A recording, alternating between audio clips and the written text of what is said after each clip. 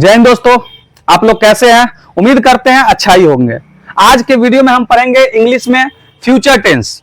आखिर future tense होता क्या है, फ्यूचर टेंस के कितने भेद होते हैं, फ्यूचर टेंस के एक एक भेद करके बारे में जानेंगे, उनके पहचानने की विधि, स्ट्रक्चर क्या होता है, स्ट्रक्चर बनाने का हम सीखेंगे, फिर उससे रिलेटेड ट्रांसलेशन जो होता है उसको सॉल्व करना भी सीखेंगे और सेंटेंस को जजमेंट करना भी सीखेंगे। तो आप लोग वीडियो में बने रहिएगा, तब बिल्कुल ही आसान भाषा में समझ में आ जाएगा कि सिंपल फ्यूचर टेंस है क्या, फ्यूचर टेंस होता क्या है, किस प्रकार का सेंटेंस आएगा, कैसा ट्रांसलेशन आएगा, उसको सॉल्व कैसे करेंगे, सब्जेक्ट क्या है, ऑब्जेक्ट क्या है, वर्ब क्या है, स्ट्रक्चर कैसे बनाया जाए, कैसे याद किया जाए आसान भाषा में, सारा कुछ को हम कॉन्सेप्ट क्लियर करेंगे। आप लोग वीडियो में बने रहिए, लास्ट तक बने रहिए। चैनल को सब्सक्राइब नहीं किया तो सब्सक्राइब कर लीजिए और अपने दोस्तों में भी शेयर कर दीजिए ताकि उनको अच्छी तरीके से समझ में आ जाए फ्यूचर टेंस होता क्या है। फ्यूचर, देखिए फ्यूचर मतलब होता है भविष्य, भविष्यत, और टेंस मतलब होता है काल, इट मींस समय, इट मींस समय। आप एक बार ध्यान दीजिए, समय तीन प्रकार का होता है।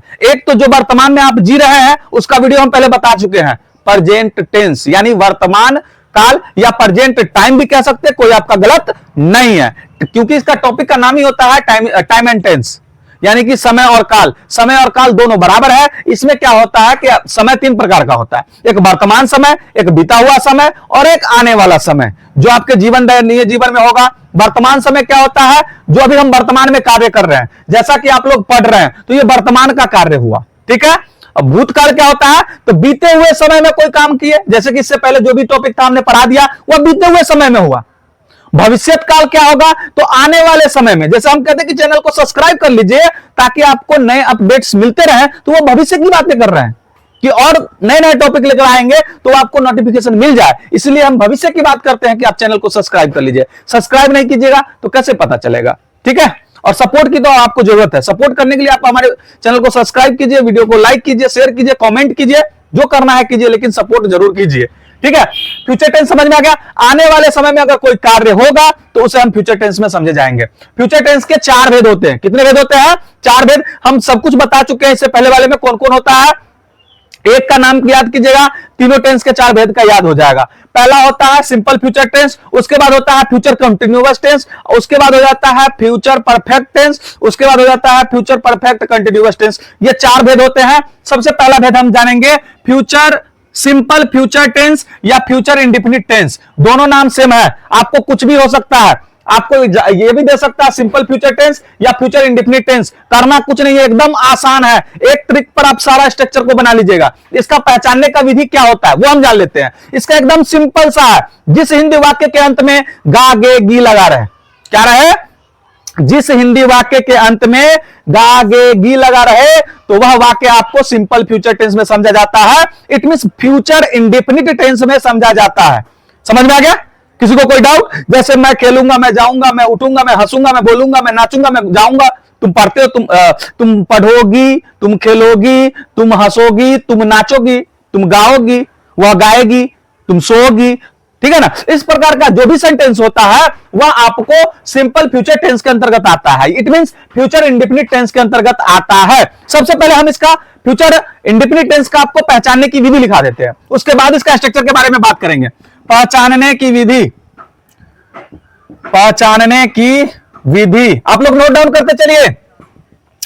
जिस हिंदी वाक्य के अंत में, जिस हिंदी वाक्य के अंत में क्या लगा रहे, गा गे गी, गा गे गी, मी नहीं गी, लगा रहे, लगा रहे, तो वह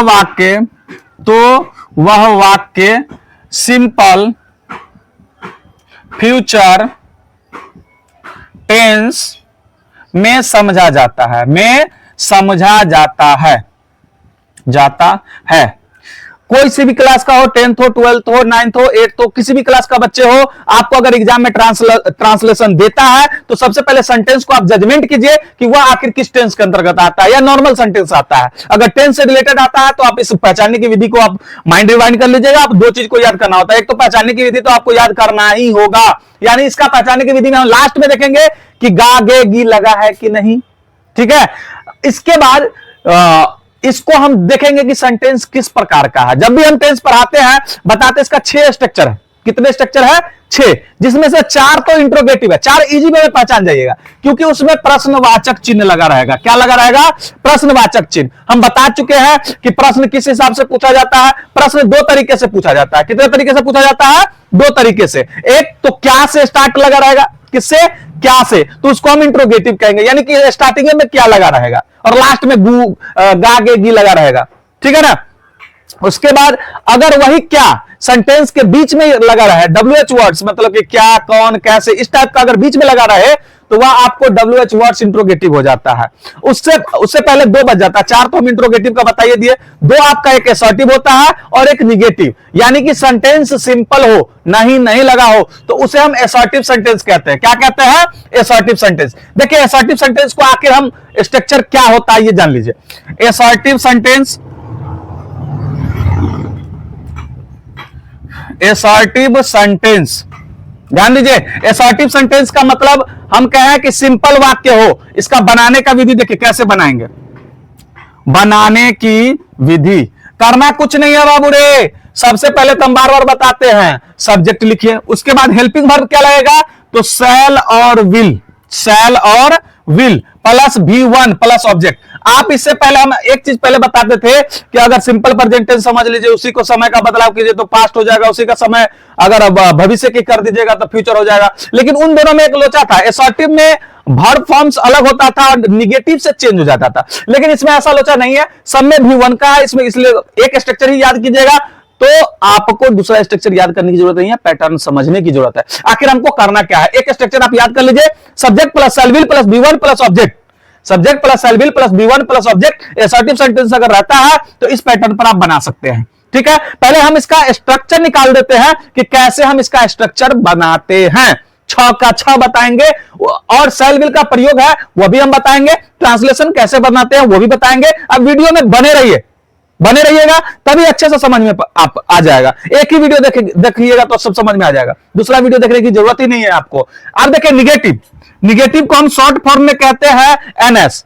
NS को क्या करना होता है? वाक्य सिंपल है और नहीं लगा रहा, यानी वाक्य ऐसा ही सिंपल रहेगा और नहीं लगा रहेगा तो हम कुछ नहीं करेंगे, शैल विल के बाद नॉट लगा दो, यानी इसका स्ट्रक्चर हो जाएगा subject plus shell will plus not लगाना क्योंकि निगेटिव है, प्लस जस के तस बाकी चीज V1 प्लस ऑब्जेक्ट। ठीक है, ये आपका निगेटिव का बन गया। उसके बाद क्या आता है? Interrogative sentence. बाबू रे इंट्रोगेटिव हम सोझे इंट्रोगेटिव कर रहे हैं, WH वर्ड्स नहीं कर रहे हैं, तो सोझे इंट्रोगेटिव है तो करना क्या से स्टार्ट है? तो इसका जो हेल्पिंग वर्ब है ना, ये helping verb shell will helping verb है, ऑक्सिलरी वर्ब है, उसको हम पहले कर देंगे तो क्या हो जाएगा?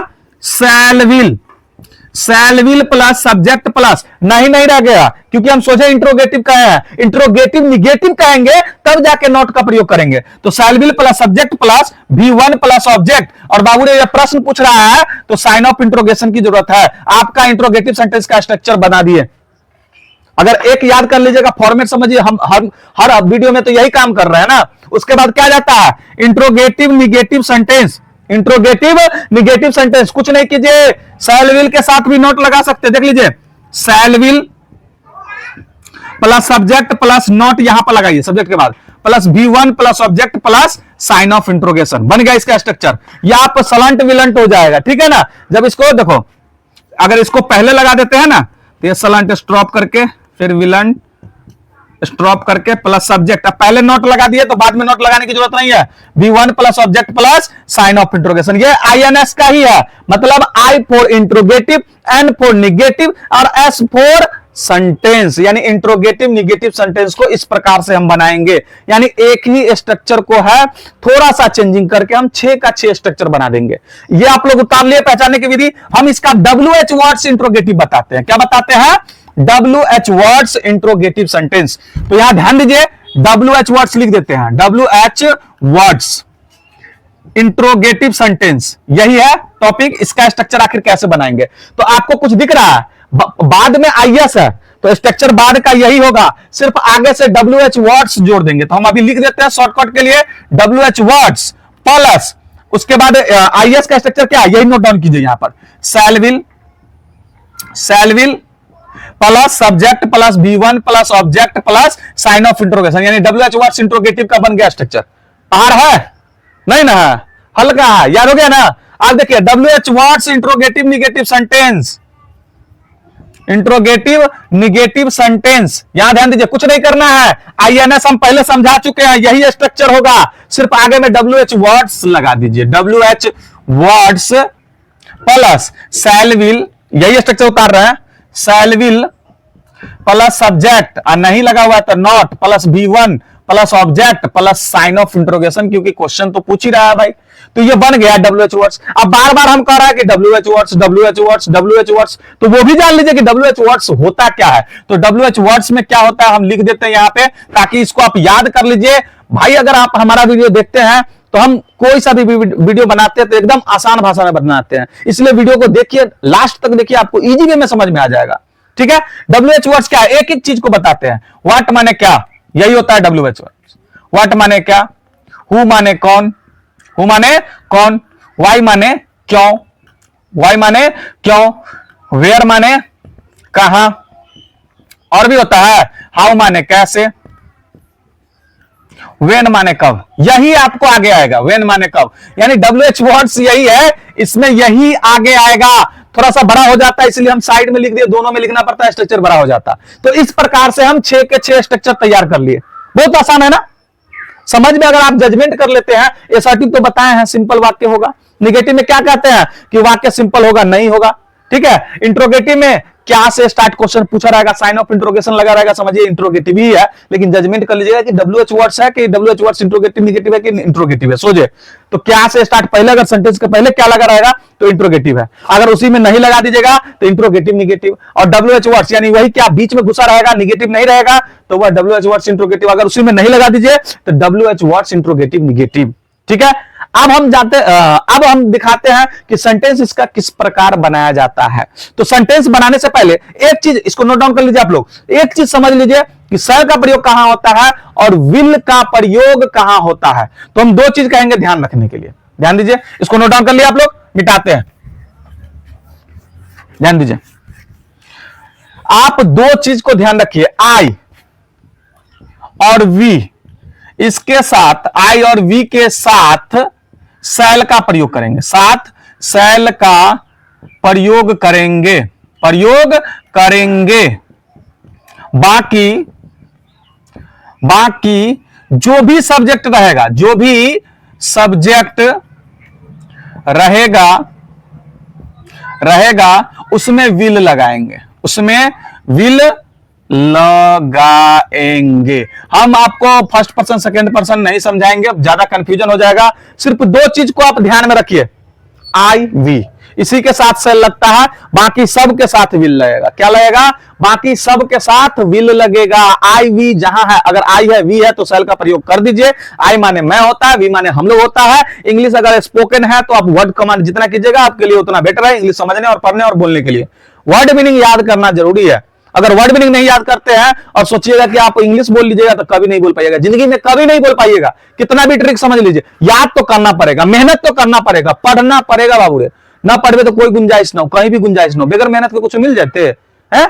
तो आई और वी के साथ शैल का, बाकी सबके साथ विल का प्रयोग होता है। इसका हम ट्रांसलेशन दिखाते हैं, जैसे EXP में मैं खेलूंगा, मैं खेलूंगा, मैं खेलूंगा। ठीक है, गा है उंगा उंगी उंगे, अगर सेंटेंस में उंगा उंगी उंगे लगा रहेगा, गागेगी तो करता रहेगा रहेगी उसमें भी रहता है, लेकिन इसमें ध्यान रखिएगा कंफ्यूजन आपको माइंड में नहीं आना चाहिए। उंगा उंगी लिखने के लिए हम वो लिख सकते हैं, लेकिन किताब में दिया रहता है गागेगी तो हमने लिख दिया गागेगी, लेकिन आप ध्यान रखिएगा उंगा उंगी उंगे लगा रहेगा, तभी जाके वह आपको सिंपल फ्यूचर टेंस के अंतर्गत आएगा। अब जब पता चल गया कि यह सिंपल फ्यूचर टेंस का है तो अब देख लेना, सेंटेंस को जजमेंट कर लीजिए आखिर किस प्रकार का सेंटेंस है। तो भाई रे सिंपल वाक्य, प्रश्नवाचक तो नहीं है, प्रश्नवाचक चिन्ह है नहीं, पूर्ण विराम है, इसलिए यह मतलब कि इंट्रोगेटिव सेंटेंस है ही नहीं, सिंपल है, नहीं लगा है। अब उसके बाद बनाने से पहले आपको हम कहते हैं इसका स्ट्रक्चर लिखे थे, फिर बता देते हैं। Subject plus shell will plus V1 plus object, यही ना स्ट्रक्चर है। तो देखो सबसे पहले हम कहते हैं कि ट्रांसलेशन बनाने से पहले 3 चीज को ध्यान दीजिए, सब्जेक्ट ऑब्जेक्ट और वर्ब। सब्जेक्ट क्या होता है, कर्ता, कर्ता मींस काम करना। यहां पर मैं काम कर रहा हूं तो यह सब्जेक्ट काम। अब क्या काम कर रहा हूं, खेल रहा हूं, किसमें बल लगा है, खेलने में, तो यह भर्व, जिसमें बल लगे भर्व कहलाता है, यानी काम कहलाता है। बल की परिभाषा क्या है, काम की परिभाषा क्या है, जिसमें बल लगे वह काम कहलाता है। किसी भी चीज, कोई सा भी काम कीजिएगा बल लगेगा ही। ऑब्जेक्ट, जो काम का जो क्रिया होगा उसका प्रभाव जिस व्यक्ति या वस्तु पर पड़ेगा वह ऑब्जेक्ट कहलाएगा। हालांकि यहाँ पर ऑब्जेक्ट नहीं है तो आपको ऑब्जेक्ट लगाने की जरूरत नहीं है। आप स्ट्रक्चर को फॉलो कीजिए। पहले सब्जेक्ट कहता है, सब्जेक्ट मैं है, मैं को इंग्लिश में कहिए आई, और हम बोल चुके हैं आई और वी के साथ सेल का प्रयोग होता है, इसलिए सेल विल में से क्या लगाइएगा, सेल। तो आई सेल। उसके बाद वर्ब वन, खेलना का प्ले होता है तो प्ले का प्ले, तो क्या हो गया, आई सेल प्ले, आई सेल प्ले। अगला क्या है, आप पटना जाएंगे, आप पटना जाएंगे, ध्यान रखिएगा इस पे, जाएंगे, गागेगी। देखिए इसमें सब्जेक्ट कौन है, हम छाट लिए, असर्टिव सेंटेंस है, इसी पर बनेगा, निगेटिव नहीं है, नहीं लगा हुआ है। तो सब्जेक्ट आप काम कर रहे हैं तो आप सब्जेक्ट हो गया। क्या काम कर रहे हैं, जाएंगे, तो यह वर्ब हो गया। कहां जाएंगे, पटना जाएंगे, तो यह ऑब्जेक्ट पटना पर प्रभाव पड़ रहा है। ठीक है, तो सबसे पहले हमको सब्जेक्ट लिखना है, तो आपको इंग्लिश में क्या कहते हैं बाबू रे, यू। क्या कहते हैं, यू। आई वी के साथ ही सेल लगाना, बाकी तो यू है तो यू के साथ विल लगा देंगे। क्या लगाएंगे, will. I shall, shall will में से विल लगा दिए। उसके बाद वर्ब, जाना का क्या कहते हैं, गो। उसके बाद ऑब्जेक्ट टू पटना, पटना की ओर जाते इसलिए हम टू का प्रयोग कर दिए हैं। You will go to Patna, you will go to Patna. Next आप देखिए, मैं नहीं खेलूंगा, मैं नहीं खेलूंगा, नहीं खेलूंगा। यहां पर ध्यान दीजिए, प्रश्नवाचक तो है नहीं, पूर्ण विराम है, यानी है अफर्मेटिव है लेकिन निगेटिव कहलाएगा क्योंकि नहीं लग गया है। बनाएंगे इसमें कुछ नहीं, इसका स्ट्रक्चर क्या होता है, सेल विल के बाद नॉट रहेगा, not plus B1 plus object, यही ना होगा। तो सब्जेक्ट ऑब्जेक्ट छांट ले, सब्जेक्ट है, ये वर्ब है, ऑब्जेक्ट नहीं है, नहीं निगेटिव हो गया। इसको बनाएंगे कैसे, पहले आई सब्जेक्ट लगाना है, तो मैं को आई कहते हैं, और आई के साथ हम बता चुके हैं क्या लगाएंगे, सेल। ठीक है, उसके बाद नॉट का प्रयोग करेंगे ही। उसके बाद वर्ब, खेलना को प्ले कहते हैं, तो क्या होगा, आई शैल नॉट प्ले। क्या बन गया, आई शैल नॉट प्ले। इस प्रकार से अगर कोई भी सेंटेंस देता है तो आप स्ट्रक्चर के हिसाब से बनाइए, अपने मन से नहीं बनाइए। ये नहीं कि वर्ब को पहले कीजिए, ऑब्जेक्ट को बाद में, ऑब्जेक्ट को पहले कीजिए, वर्ब को बाद में कीजिए, नहीं।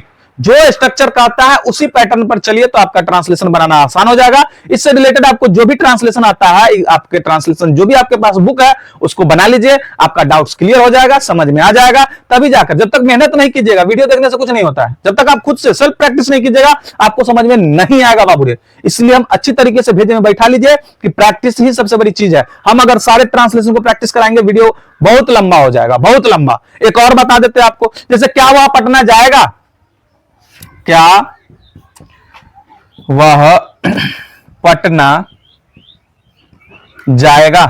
क्या से स्टार्ट किया, WH वर्ड से, यही क्या बीच में लगा रहता है ना, तो वह WH वर्ड था, लेकिन यह क्या से स्टार्ट किया है, और इंट्रोगेटिव सेंटेंस है तो साइन ऑफ इंट्रोगेशन देना जरूरी है। तो यह इंट्रोगेटिव है, इंट्रोगेटिव निगेटिव नहीं है। तो इसका स्ट्रक्चर क्या होता है, यहां ध्यान दीजिए, इसका स्ट्रक्चर यही ना होता है, shall will plus subject plus B1 plus object plus sign of interrogation, यही ना है।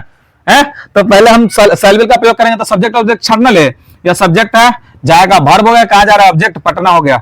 सबसे पहले सेल विल लगाना है, shall will depends on subject, helping verb depends on subject, इसलिए ध्यान रखिए सब्जेक्ट पर ही हेल्पिंग वर्ब डिपेंड करता है। यहां वह लड़का है, गी नहीं है, गा है, लड़का है तो ही होगा, और ही के साथ बाबू ने विल का प्रयोग होगा, इसलिए हम विल पहले लगा देंगे। उसके बाद ही, विल ही सब्जेक्ट लगा दिए। उसके बाद वर्ब, जाना को क्या कहेंगे, गो, और पटना की ओर जा रहा है तो टू तो लगाएंगे ही, टू पटना। क्या हो गया, will he go to Patna, will he go to Patna. इस प्रकार से जो भी सेंटेंस आएगा आप प्रैक्टिस कर लीजिए, आपको अच्छी से समझ में आ जाएगा। ठीक है, आप लोग चैनल को सब्सक्राइब कर दीजिए और अपने दोस्तों में भी शेयर कर दीजिए, ताकि उनको अच्छी तरीके से सिंपल फ्यूचर टेंस और फ्यूचर इंडेफिनिट टेंस समझ में आ जाए। ठीक है, धन्यवाद।